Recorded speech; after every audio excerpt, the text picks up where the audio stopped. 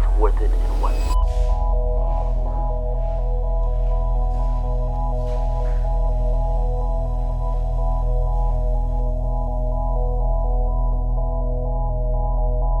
Well, this is the end of 4 years. I used this desk for almost 4 years. Absolutely insane. Now, I bought this because I feel like this is like the best cable management solution there is. So I got one. I'm gonna install it on the new desk, which is, by the way, maybe 50% IKEA made.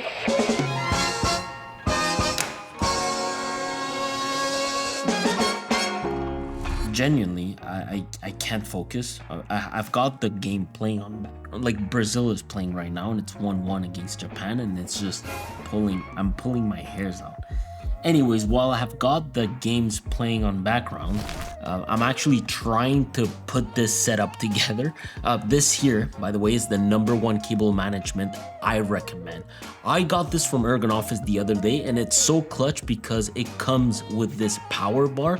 And I bought this, okay? They did not send it to me. I bought it. I think this is the only way for me to accomplish what I want with this desk, which is no drawers and not a single cable in sight, by still keeping the same workflow I had without having to give up anything really. Because honestly, having a proper desk, guys, is like the most important thing for work. If you can shave time and be that much more productive because of a proper setup, trust me, I will personally spend time and money making sure I can accomplish that. Which is, by the way, why for the longest time I didn't want to change anything on my desk, because it all just worked. Now, here's the #1 issue, okay, I ran into as I was building this desk. Turns out the monitor arm clamp was impeding the cable management unit from sitting flush underneath. Like I had to MacGyver it in a way. This meant I needed to cut exactly where the clamp was impeding the unit to sit on. And that's what I did, okay? I cut the hell out of it. I made a nice little cut that would allow me to easily mount this thing underneath, and it actually freaking worked. Not bad, eh? Not bad. Actually a pretty good cut, not the worst. Now I have to drill it to the table, but yeah, if you guys ever get something like this, make sure that it actually fits within your setup. Like, it all depends on the legs, right? Like, my legs actually span the entire depth of the table, which is why I couldn't put this on necessarily. Right, like I have this part right here that sort of spans the entire depth of the table, and that's part of the entire frame.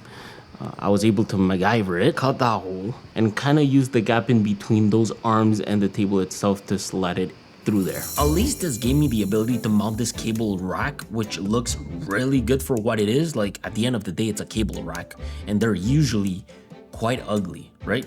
Now, the fact that this one comes with a power bar that mounts straight into this metal sheet is so good. It's a super easy installation, and the most important part is that it's a clean install. And usually, I like to make sure my monitor arms have a solid cable management solution as well. I will leave a link to these down below. I bought them off Amazon because this is like the best dual stacked monitor arm setup I've used. The monitors are super easy to install onto the arms, and it's got a nice little screw that attaches to the plate to the arms. It's very well done. I actually did a reels with these arms a few weeks ago, and everyone was asking me about them. But yeah, to go back to my main point, these have really great cable management, and the covers for the cables are super easy to use. You really want to have something like this because the Ergon sheet allows you to easily mount cables everywhere. Mount and route. And it makes devices like these, such as my Hue Lightstrip power box, easy to mount and route. So yeah, it's one of the cleanest solution I've been able to kind of figure out. Now, bricks, they can be tricky, right? With some units. Check this out, okay? With tie wraps, not only can I tie wrap pretty much anything under the desk to hide those cables that tend to flop from underneath, but the holes that you see from the unit can be used for tie wraps. And this is exactly what I recommend using for these power bricks in order to mount them. My Amaran light that sits on the desk requires it, so it's a clean way for me to avoid a mess. And as I've been building this setup over the last few months, really. I've noticed that every time I add something, I end up creating another problem. Like if I add a monitor, there's more cables, add a PC, another charger, add speakers, more power cables. This is how I usually, I run out of plugs. So one thing I wanted to change recently is how I manage that power, because this is what solves a problem I kept creating while building setups. Now, instead of having a power strip sitting on the floor somewhere, right? Or adding more power strips to the desk like I have on my old desk, this one actually clamps directly onto the desk and it's a clean setup. And the silicone line clamp grips the desk without scratching it, and installation literally takes a few seconds. It's super easy to lock it in place because when you're constantly plugging and unplugging devices, it stays firmly mounted. So now when I add a laptop, charge a phone, plug in camera batteries or power accessories, everything is right here instead of disappearing underneath the desk. And because it's mounted at the desk height, right, I'm happy that I don't need to bend down looking for an outlet anymore, which is what I was previously doing. Now I plug something in, unplug it, swap devices around, everything stays within reach and it doesn't interrupt my workflow. But what I like is that the layout is pretty freaking good. The AC outlets and USB ports are separated into 2 zones, so even if you're using larger power adapters, they don't block the ports beside them. And I love that because of it, all 10 ports stay usable. I've also been trying to reduce the number of charging bricks around my workspace, so the sick thing is that this includes a 70-watt USB-C charger built directly into it. I can literally just charge my laptop from it.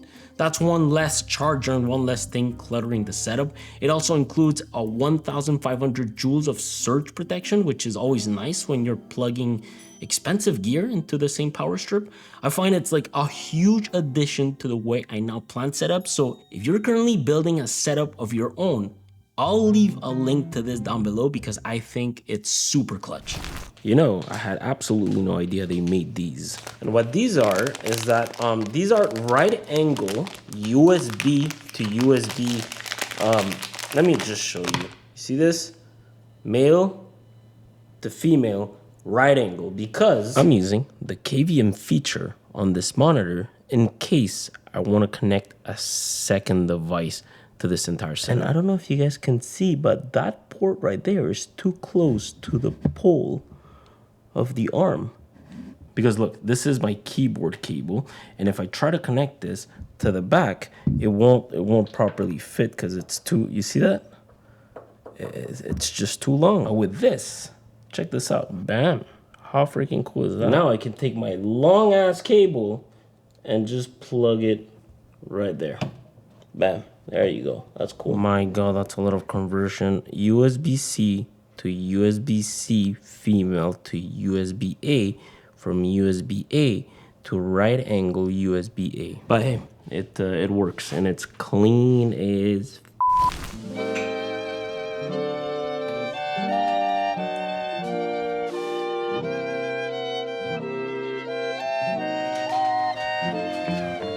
So here it is. Here is my sound setup this time around, the Arturia Mini Fuse 1. I was told this is like one of the best value audio interfaces right now.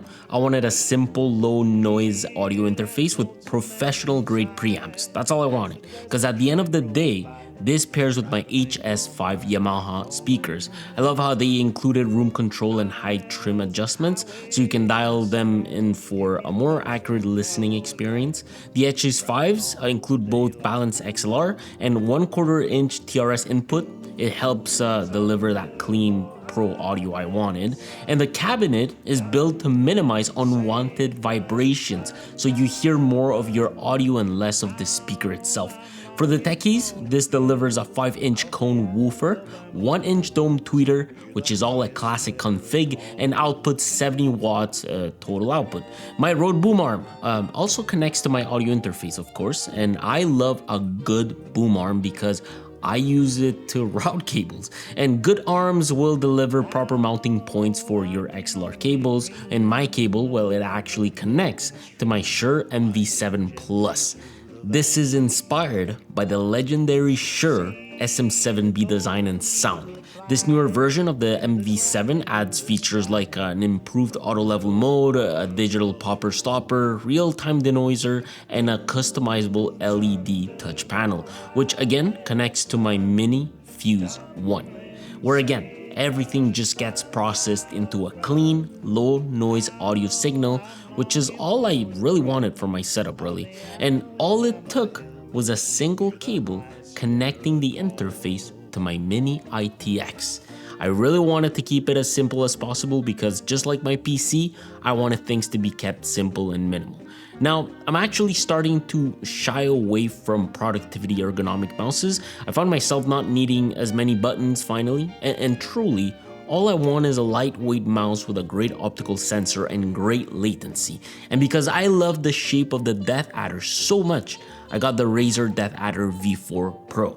The V4 Pro delivers a 56-gram ergonomic design, a 45K optical sensor, 8K wireless polling because of its receiver, and optical switches, plus battery life can reach up to 150 hours, which is what I wanted from a mouse like this. Like I said, I really enjoyed the wired Death Adder, so I got this. Really guys, this is like literally the perfect setup for me based on what 4 years of being here have been looking like. This is it. Now I am missing a couple of things. There are some things that are not perfect that I'm going to change in a bit.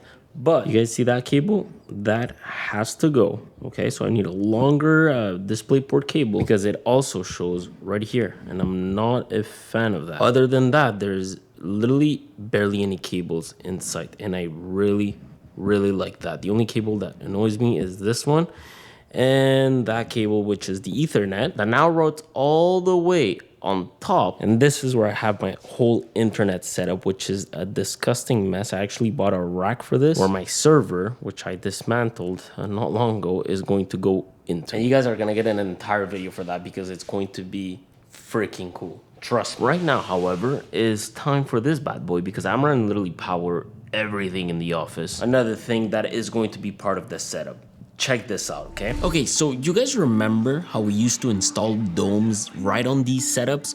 We've been having better ideas, although they don't always work. But when they do, it's a game changer for a setup. I got myself another Amran F22X. I've had mine for a while now, but this here is the second one we actually get from them.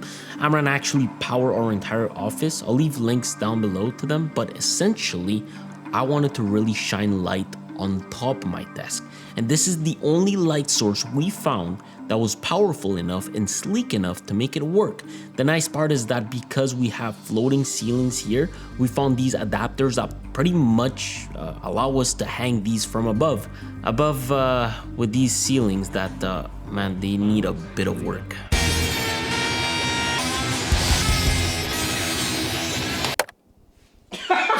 Yeah, cutting these consumes so much freaking time and it makes a mess. But man, do they look good with these full concrete panels. We got these from Wall Theory. They were actually extremely easy to install, and to make them look even better, well, all you need is a proper diffuser on a light like the FX22X, and bam, that's pretty much it. It does it right there. The light that shines overhead is unmatched. It really is. So just bought myself a pretty long DisplayPort cable, but a little tip for you guys: if you guys need these, make sure you buy them off Amazon because they are so hard to find at local stores. This here is the cable that's pretty much too short, so we're gonna replace it.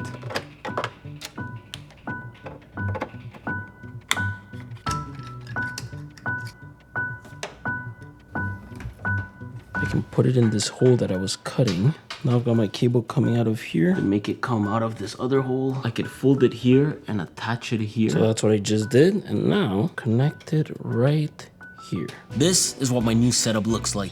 And I know you guys have probably been dying to know about these, but these here are 49-inch curved OLED monitors, outputting 240 hertz. These are technically the best thing about this setup, and this is a monitor configuration that I've been using for the longest time.